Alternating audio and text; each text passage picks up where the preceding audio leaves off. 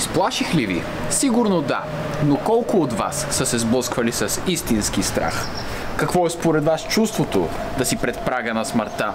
И единственото, което да те интересува, е дали ще можеш да продължиш живота си, или всичко, за което някога си се борил и което си искал да постигнеш, приключва тук. Днес в департаментът ни гостува и знаменитият сериен убиец Дон Луис Гарсия Гонзалес Педро Мари Луиза Гваделахара де лас Коломбас Сантас Дук де Навара Аликанте Кабалиеро Бланко де Кристо и Падрос, който ни разказва за своите смъртоносни начинания и ще ни научи какво значи истински страх.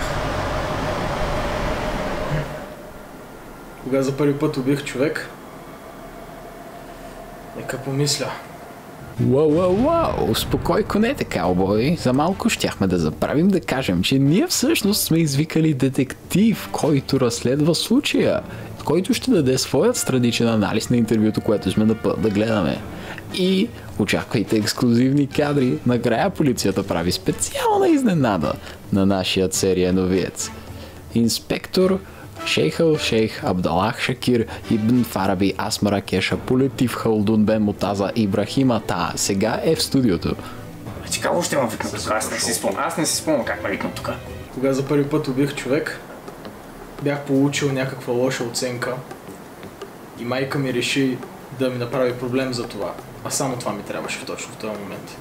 Аз отидах в кухнята, взех най-големия кухненски нож, който имахме, най-дебелият, и я прободах 49 пъти. А защо 49 пъти? 49 пъти беше, защото толкова точки бях получил на самия тест. 100 точки бях получил 49. Разбира се, не получаваме никакви директни доказателства за каквото и да било, но характера на този млад господин привидно дава впечатлението на някой с дълбоко вкоренени личностни комплекси. Как започна да се занимаваш с серийни убийства? Вечерта на 18 юли 2017 година се прибирах от училище. От вкъщи или от училище, Дон Луи?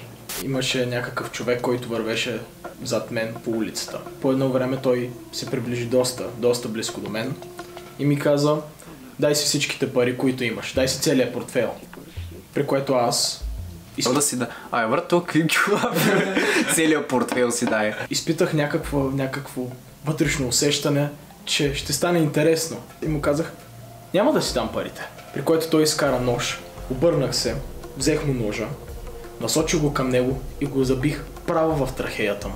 Усетих някакъв вътрешен екстаз от това. Изкарах му едното око, вкарах му го в ухото и беше страхотно. Беше едно от най-освобождаващите чувства, които някога съм изпитвал. Това момче може да има нещо странно в него. Ма не мога да определя точно какво още. Всички начини, по които съм убивал някой. С длето, с кухненски нож, с пистолет. Колкото и странно да звучи, с свещ. Аз съм много равновесен и спокоен човек. Не смятам, че имам изблици на гняв и всякакви такива неща. Всичко това го правя като хоби, като удоволствие. Моето хоби просто е да убивам. И не виждам нищо лошо в това. Бутал съм хора през тераса.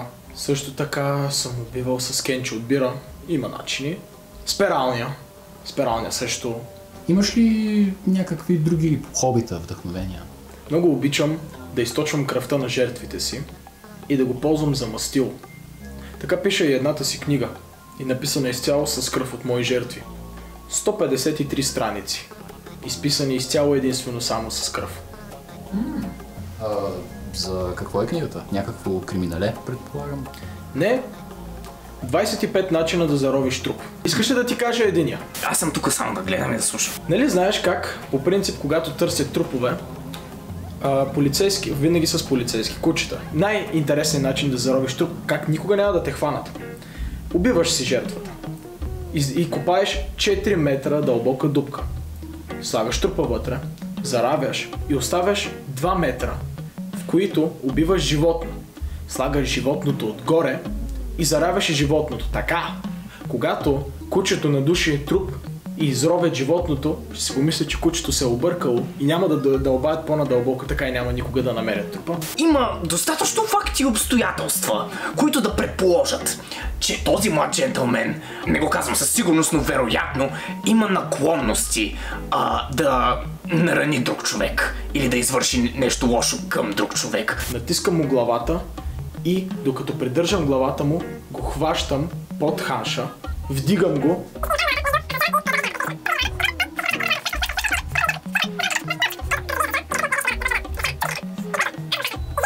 скъсам му главата и я поставям на земята.